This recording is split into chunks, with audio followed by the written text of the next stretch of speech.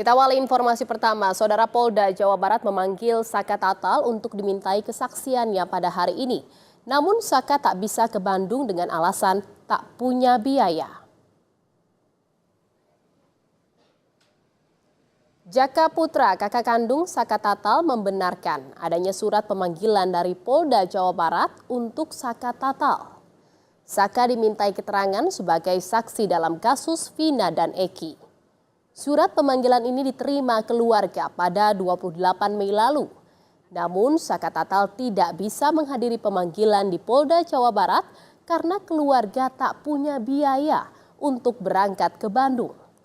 Jaka meminta Saka Tatal diperiksa di Polres Cirebon Kota.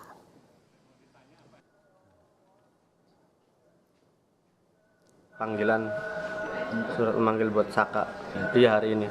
Kenapa mas nggak bisa hadir itu?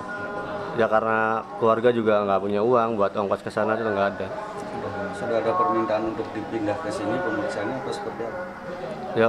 Ya paling kalau ini dari keluarga, kalau dari Cirebon nggak apa-apa. Ya Pengennya di sini. dia pengennya di Cirebon aja, Nggak kasih ke Bandung. nggak ke Bandung. Soalnya masalah biaya apa, buat makan, buat apa.